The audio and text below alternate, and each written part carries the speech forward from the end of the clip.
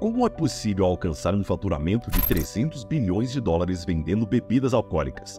Bem, a resposta reside em cativar o Partido Comunista Chinês a cobrar-lhe uma fortuna. Embora isso pareça assustador, a empresa Kweichow Moutai conseguiu realizar esse feito incrível. Para colocar isso em perspectiva, esse valor supera o da Coca-Cola e da Pepsi, tornando Kweichow Moutai a maior empresa de bebidas do mundo. Além disso, eles também competem pelo título de maior empresa de alimentos do mundo, ficando atrás apenas da Nestlé. No cenário chinês, Kweichow Moutai é a segunda maior empresa logo após a Tencent, e a sua influência se estende a muito mais além das fronteiras da China, fazendo dela uma das maiores empresas de alimentos do mundo. Bem-vindo a uma análise profunda da Kweichow Moutai, uma gigante que desafia todas as expectativas. Seu destaque não se limita apenas ao tamanho, mas também pelos preços impressionantes das garrafas de Moutai, que variam de 300 a 44 mil dólares, tornando essa bebida mais cara que o próprio sangue humano por mililitro. E ela também não se destaca apenas pelo preço. Com uma receita anual de 20 bilhões de dólares e um lucro líquido de 13 bilhões, a sua margem líquida impressiona, ultrapassando 53%. A trajetória de crescimento é igualmente impressionante, tendo aumentado de 100 a 200 vezes em apenas 2 décadas, com ações que se valorizam até 290 vezes, superando até mesmo o retorno do Google de 50 vezes desde seu IPO. Como a Kweichow Moutai passou de uma destilaria de boutique para se tornar a maior empresa de bebidas do mundo, mesmo para uma bebida de sabor desafiador? Bem, a resposta envolve um pouco de engano, conexões poderosas e marketing brilhante. Vamos conhecer a história surpreendente de Kweichow Moutai. Conhecimento Mestre apresenta a ascensão de uma lenda da bebida alcoólica.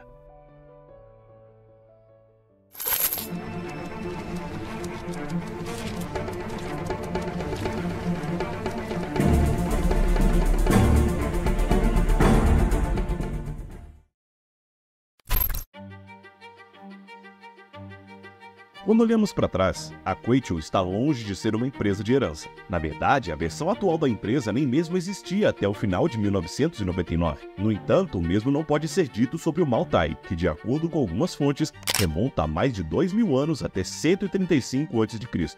Isso ocorreu durante o auge da dinastia Han, que não deve ser confundida com os Hunos de Mulan. A dinastia Han é uma das dinastias mais fortes da China, tendo governado grande parte da China moderna por mais de 4 séculos. Muitas das tradições e culturas que associamos à China hoje podem ser rastreadas até essa dinastia. Portanto, não seria surpreendente se o Moutai também fosse popularizado pelos Hans. A história diz que um diplomata da dinastia Han Ocidental, chamado Tang Meng, viajava para um reino independente chamado Naiye, em 350 a.C.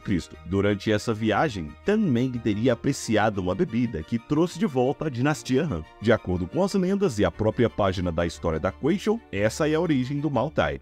No entanto, e se eu te dissesse que tudo isso é uma fachada? Uma lenda popularizada pela Kweichow para fins de marketing. Historiadores e registros históricos mostram que, de fato, houve um homem chamado Tang Meng que viajou para Naiye em 135 a.C. Há até evidências que ele apreciou uma bebida lá, mas essa bebida não era o Moutai, mas sim o Zhujiang. Portanto, a realidade é que o Moutai está longe de ser tão antigo quanto afirmaram, mas é do interesse da Kweichow convencer as pessoas do contrário. Grande parte do apelo do Moutai está relacionado ao fato que as maiores personalidades chinesas da história o consumiam, e que ele é a bebida da China. Esse sentimento de orgulho nacional é o que realmente vende a bebida. Porque, na verdade, o gosto do Moutai é relatado por muitos como desagradável, para dizer o mínimo. Na verdade, aqui estão algumas das avaliações. Imagine repolho podre, álcool etílico e removedor de tinta misturados e filtrados. Da primeira vez que experimentei o Moutai tinha gosto de óleo de motor. Nunca conheci ninguém, mesmo no auge da embriaguez alcoólica, que estivesse disposto a admitir que realmente gostou do sabor. Nenhuma dessas análises é surpreendente quando você considera que o Moutai tem 53% de teor alcoólico. Portanto, o Moutai é uma bebida de gosto terrível que não tem nada a ver com a dinastia Han. As verdadeiras origens do Moutai remontam à dinastia Qin, muito mais recente, que governou entre 1644 e 1911. Em algum momento desse período, os destiladores do norte da China introduziram técnicas avançadas para criar um tipo distinto de baijiu, conhecido como Maltai. Mas, novamente, isso é em grande parte exagerado. Na realidade, a invenção do Maltai foi simples e amplamente desconhecida, porque não foi realmente uma invenção. Esses destiladores do norte da China estavam simplesmente produzindo uma bebida clássica usando o clima e os ingredientes os quais tinham acesso. Acontece que esse clima e esses ingredientes conferiam à bebida um gosto único, que desde então se tornou o sabor icônico do Maltai. Portanto, enquanto a Kweichow gosta de afirmar que Maltai é uma espécie de elixir mágico com 2000 anos de história, ele na verdade é apenas uma bebida local aleatória com um gosto duvidável. No entanto, nada disso impediu o Maltai de prosperar durante a década de 1900.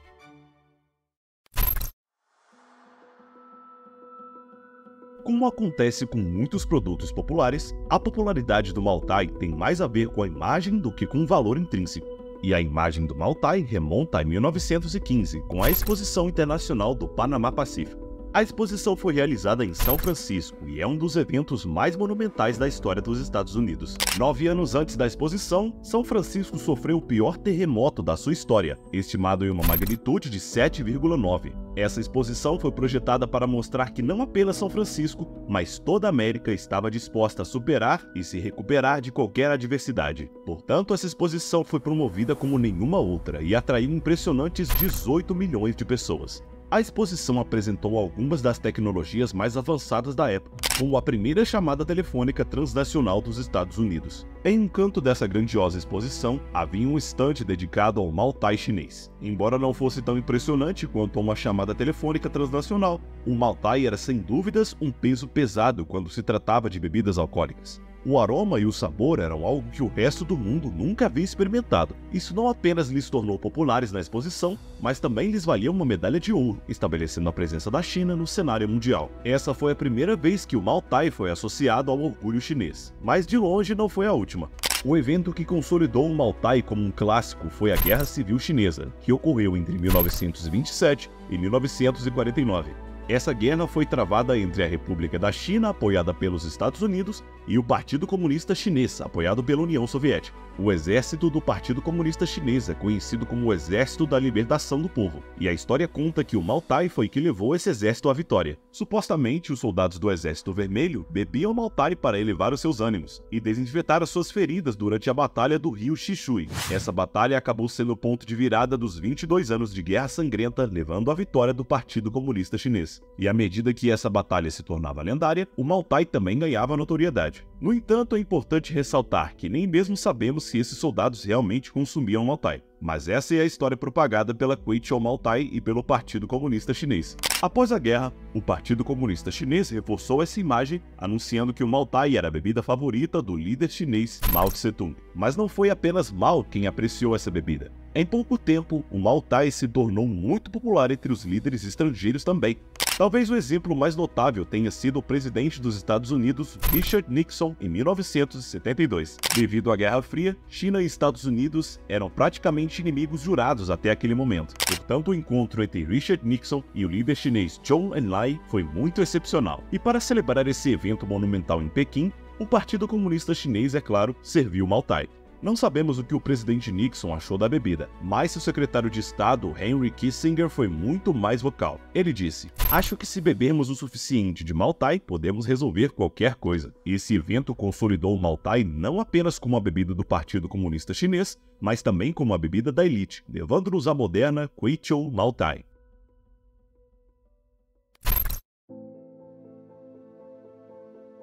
Nas décadas seguintes, o Maltai deixou de ser apenas um motivo de orgulho para se tornar um símbolo de status. Era a bebida de milionários e bilionários. Se você estivesse hospedando alguém importante, servir Maltai era o padrão. No entanto, não havia uma marca padrão. Embora todo Maltai viesse da cidade de Maltai, havia várias marcas para escolher até 1999. Naquele ano, o Partido Comunista Chinês consolidou todas as destilarias mais importantes de Maltai em uma única empresa estatal chamada Kweichow Maltai. Embora isso tenha criado um monopólio, não foi um grande problema. Não se tratava da fusão de empresas como a Apple e a Google. Eram, na verdade, pequenas destilarias locais que mal tinham uma receita combinada de 200 milhões de dólares. No entanto, como aconteceu de uma operação tão pequena se tornar a maior empresa de bebidas do mundo? Bem, a resposta não é um quebra-cabeça.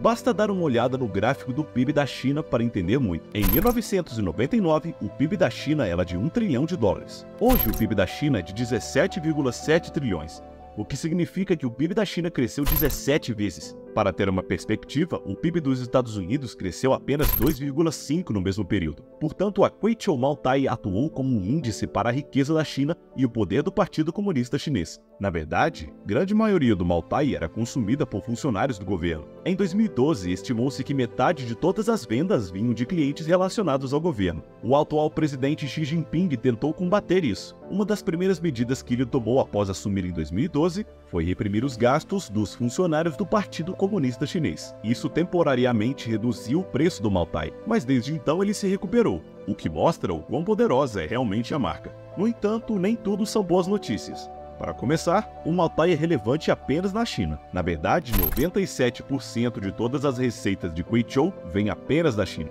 Embora os ocidentais geralmente experimentem a bebida ao visitar a China, raramente a adotam como hábito devido ao gosto desagradável e ao preço. Mas não são apenas os ocidentais que estão evitando o Moutai. A juventude chinesa também não é fã da bebida, principalmente devido ao sabor e à associação com as gerações mais antigas. Portanto, apenas o tempo dirá se o Moutai sobreviverá às gerações futuras. Mas, pelo que parece, ele continuará a prosperar no futuro imediato. No final das contas, é fácil menosprezar a Kweichow Moutai como uma empresa elitista que vende as bebidas a preços absurdos para a elite chinesa. No entanto, quando analisamos mais profundamente, fica claro que a Kweichow Moutai, e mais especificamente o Moutai em si, são muito mais do que isso. É verdadeiramente um testemunho do poder da marca. Objetivamente falando, o Moutai não tem praticamente nada a seu favor. É um subproduto do clima e dos recursos de uma cidade chinesa aleatória.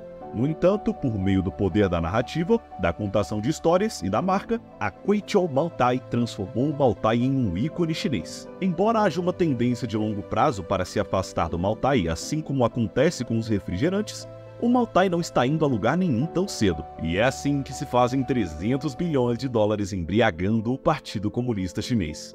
Um abraço e até a próxima!